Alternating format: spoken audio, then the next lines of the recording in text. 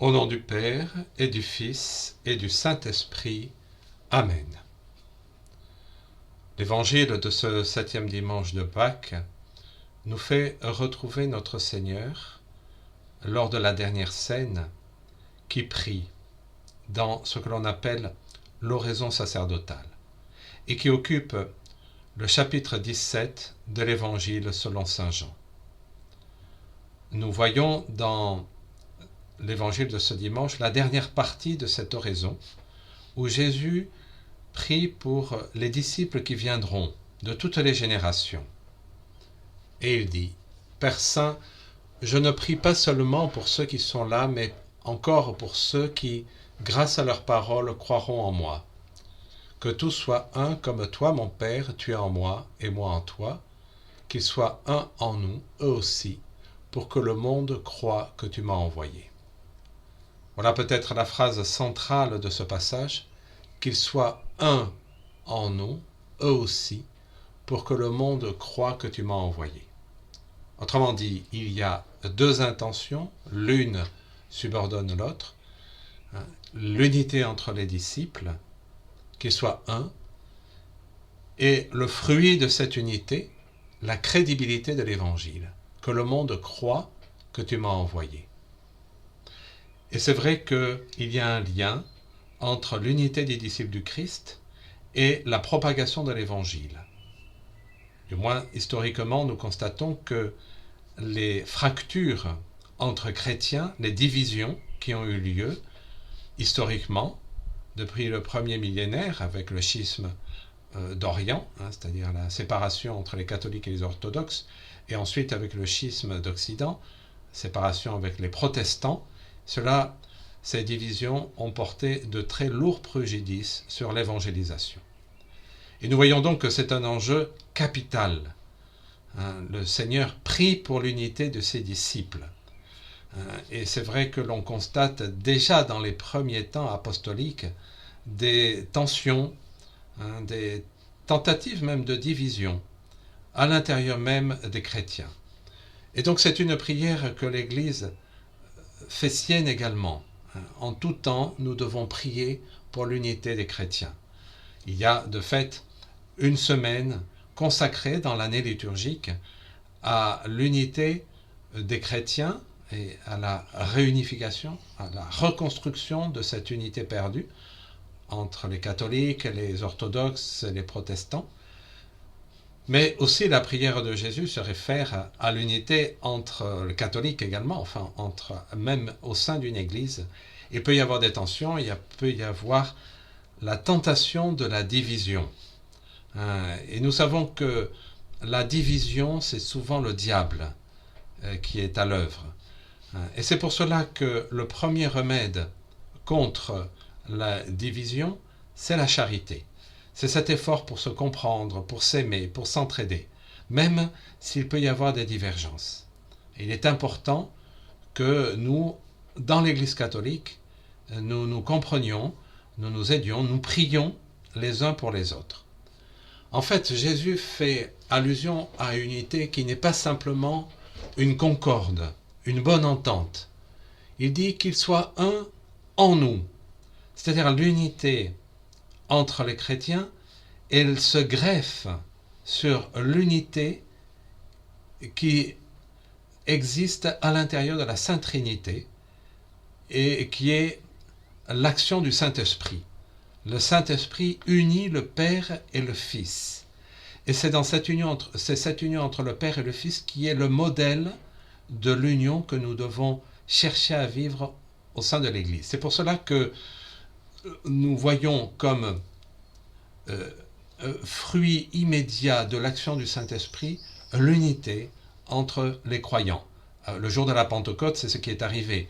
Alors que des gens venaient de diverses contrées avec des langues différentes, ils comprenaient tous le message de Pierre. Et cela, c'est le fruit du Saint-Esprit. C'est-à-dire que l'unité entre les croyants ne dépend pas uniquement de l'effort des croyants, qui est un effort de charité, comme nous venons de dire, mais c'est également une grâce du Saint-Esprit. C'est pour cela que le Christ demande cette unité à son Père, comme étant le fruit de l'action du Saint-Esprit. Et donc nous sommes unis en Dieu. C'est quelque chose d'un petit peu mystérieux, cette unité. Elle est plus que simplement morale. Il y a quelque chose qui nous unit et qui est le fruit de ce que le Christ nous donne. Un peu plus tard dans ce passage, il dit « Je leur ai donné la gloire que tu m'as donnée pour qu'ils soient un comme nous sommes un. » Alors, quel est le sens de cette gloire ? Les exégètes estiment que la gloire, c'est la divinité. Jésus, en tant que Fils de Dieu, reçoit de son Père la substance divine. Alors, il ne nous la donne pas de sorte que nous devenions Dieu. Nous ne sommes pas Dieu, nous restons des personnes humaines. Mais c'est vrai que par la grâce qui nous vient du Christ, nous devenons participants de la nature divine. Et cela au moment de notre baptême. C'est pour cela que l'on dit « Je te baptise au nom du Père et du Fils et du Saint-Esprit ». Le nom au singulier de la Sainte Trinité, car ce sont trois personnes en un seul Dieu, nous est transmis, nous est communiqué pour que nous devenions participants de la nature divine. Et donc, par ce don de la filiation divine, en quelque sorte, Jésus nous fait participer de sa condition de fils, eh bien, là se réalise l'unité entre les chrétiens. Et c'est pour cela que saint Paul souvent devait haranguer les premiers chrétiens pour qu'ils évitent toute division, toute discorde, et pour qu'ils cherchent à vivre selon leur vocation d'enfants de Dieu.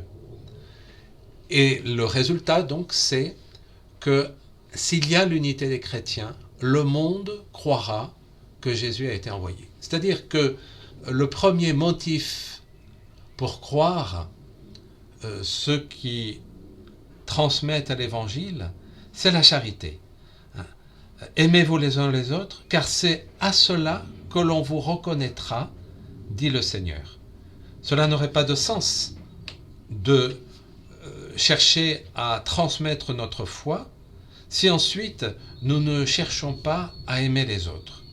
Le Seigneur conditionne en quelque sorte la fécondité de notre apostolat à l'effort pour nous les aimer les uns les autres, qu'ils deviennent ainsi parfaitement un, afin que le monde sache que tu m'as envoyé et que tu les as aimés comme tu m'as aimé.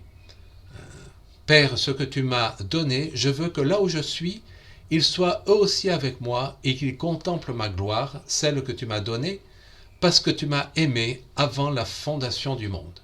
Là, le Seigneur nous projette dans une réalité formidable, celle de la vision béatifique, qu'ils contemplent ma gloire, c'est-à-dire qu'ils puissent contempler Jésus présent au ciel avec sa sainte humanité. Nous venons de célébrer l'ascension de notre Seigneur, et les saints du ciel contemplent Jésus dans sa gloire qu'il assume également dans son humanité. Jésus, lors de l'ascension, est monté au ciel, il s'est assis à la droite du Père, et cette gloire de la divinité rejaillit également sur sa très sainte humanité. Il est revêtu maintenant du corps glorieux. Et donc les saints au ciel ne cessent de se réjouir en contemplant la splendeur de notre Sauveur, vrai homme, vrai Dieu et vrai homme, dans la gloire divine. Père juste, le monde ne t'a pas connu, mais moi je t'ai connu, et ceux-ci ont reconnu que tu m'as envoyé. Voilà, c'est vrai que le monde n'a pas connu le Christ, et encore aujourd'hui nous voyons que nous vivons dans un monde, surtout dans les sociétés occidentales, qui a sur de nombreux points trahi le message chrétien et s'est séparé de notre Seigneur.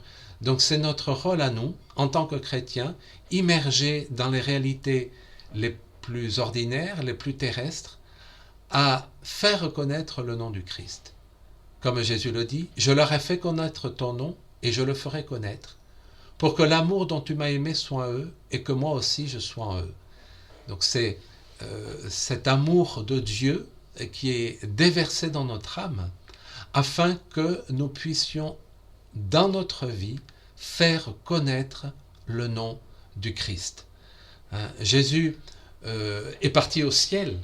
N'attendons pas des apparitions. S'il y a eu des apparitions, surtout de la Vierge Marie, c'est pour des grâces tout à fait particulières et exceptionnelles. Mais de façon ordinaire, Jésus veut se manifester à travers nous dans la mesure où il est présent dans notre âme en état de grâce. Et c'est ainsi que notre vie doit être la vie du Christ, doit refléter la vie du Christ. Une vie de charité, une vie de zèle pour le salut des âmes.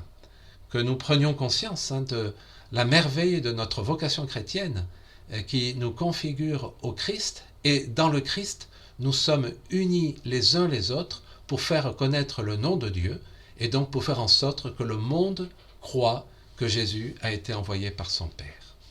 Au nom du Père et du Fils et du Saint-Esprit. Amen.